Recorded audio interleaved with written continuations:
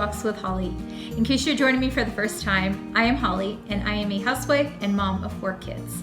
And I am also a homeschooling mom. And I am continuing my series on homeschooling. And my mom is here to help answer questions, as she is a seasoned, not only teacher, but homeschool teacher. So today we are going to cover a question that I was asked by a couple friends of mine, and that is how to incorporate the Bible into your homeschooling curriculum. So I'm going to have you first talk about what you did when you homeschooled your children. Okay. Well, I wanted my children to understand that the most important thing was that they understood that the Bible had to be in the center of it. And one of the things I did to do that was to make it first thing in the morning. They would basically get up in their pajamas and sit down, and I would begin to read from the Bible, and then we'd work on our memorization work. And this told my children this was important, this was first thing. And sometimes homeschooling can be a little weird, but you might not get anything else done. But if you get the Bible done, okay, you got the most important thing done. Now for memorizing, we use the AWANA program, and I happen to think it's the best memorization program out there. If you have another one, great. If you want to make up your own, fine. But let me just show you, this one would be for the children that are from 3 to 4. This is the Cubby book. It not only gives the stories, and there's accountability. The parent is to sit down, and once again, AWANA is the one club that said to us, we're not in charge, we're not the teacher, you're the teacher. This is just a tool for you to help your child. AWANA is not magical on its own. It has to be taken out every day and review the memory verse, and they get memory verses as young as 3 years old. And actually they have a group younger than that, and they memorize real tiny little verses. It's parent involvement. Yes, so very much. It can definitely be incorporated. Right. So they practice their verses here, and then they go to AWANA Club, and then they say it to their leader, and then the leader signs it, and there's all kinds of awards. This one happens to be for the little guys, and then when they get into kindergarten, 1st and 2nd and 3rd grade, they go on to the Sparky group. And by the way, there's songs, and we sing the songs at home, and we go over the lessons and the stories, and they, again, colorful and verses. So if your church doesn't do it, just go to another church that does it. You can still attend your own church. Again, just Google AWANA locations and you will find, that is if you live in a big enough city. Right. If you live in a small town, you might not have that option. Right. Now this one is for the older children. This would start in 3rd grade and go to 6th grade.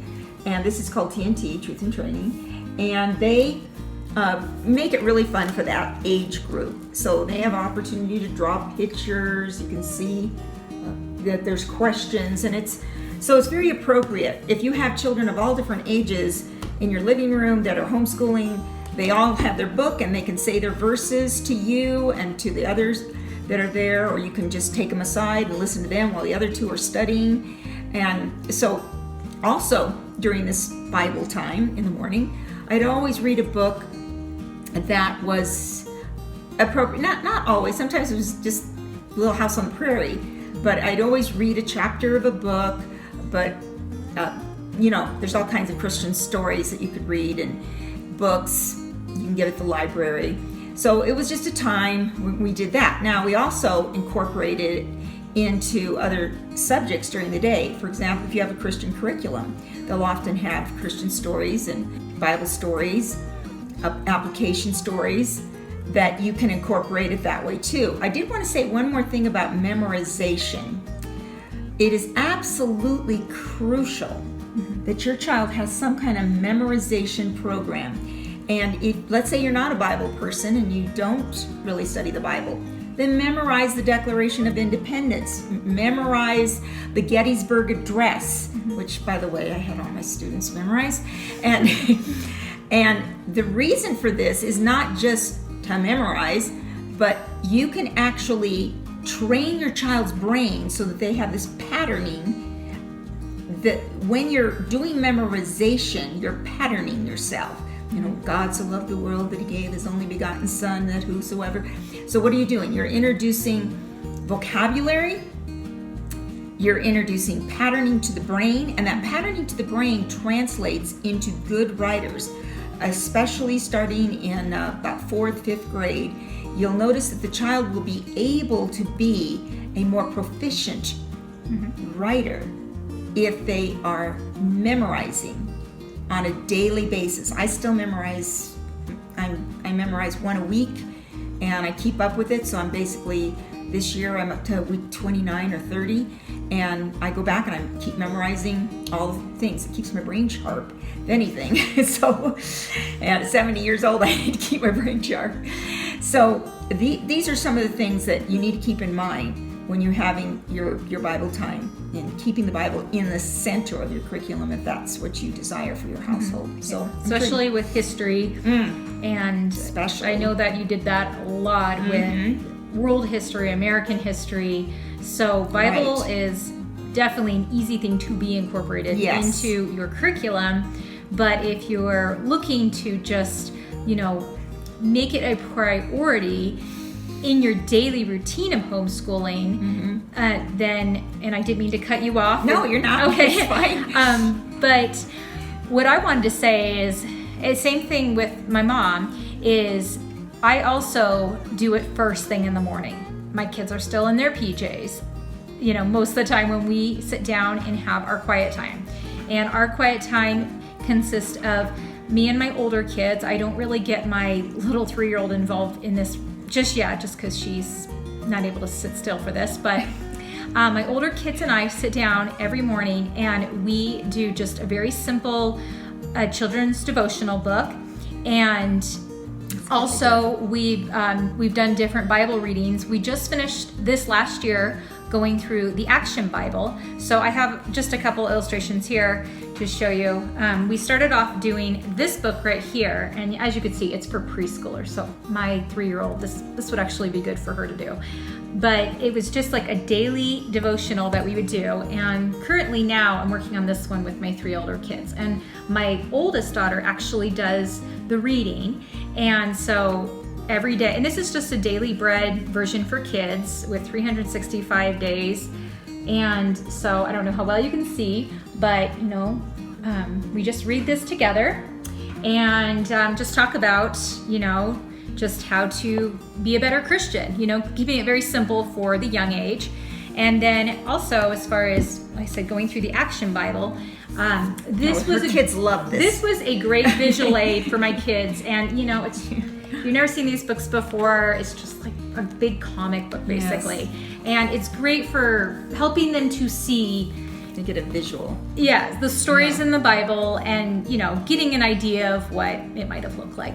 So anyways, you know, we just usually spent about 15-20 minutes each morning where we would read the devotional, we would read the Action Bible. I'm not sure yet what we're going to do this year, but we'll probably just, you know, continue just with Bible reading. And yeah, then we would just say prayer together. We would pray for the day. We would just pray that we'd have good attitudes.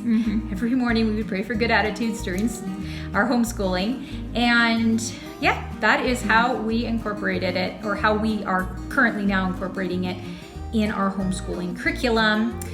And I hope that helps. I hope that answers any questions. I'd like to say that this Action one, I really got a kick out of the kids. I've been doing Vacation Bible School since I've been here in Colorado. And every time I tell a story, they want to grab the Action Bible and show me the pictures and yeah, because they remember those stories. Right. So because kids are visual learners, they like to see pictures, especially. It is so cute the way they just pull that book out right away. Let's find it in this Bible. So they find that very fascinating, and they love the pictures. So that is an excellent tool to do. Also, I wanted to mention Pilgrim's Progress. They have that in children's version. I think you probably have read it. It's another really good tool to continue to teach your children about the Bible. I think that's all we got to talk about today. So again, I appreciate you watching my video. If you like this video, please give this video a thumbs up. And if you would, please subscribe to my channel, because we are continuing this homeschool series, and If you hit that subscribe button, you won't miss a single video.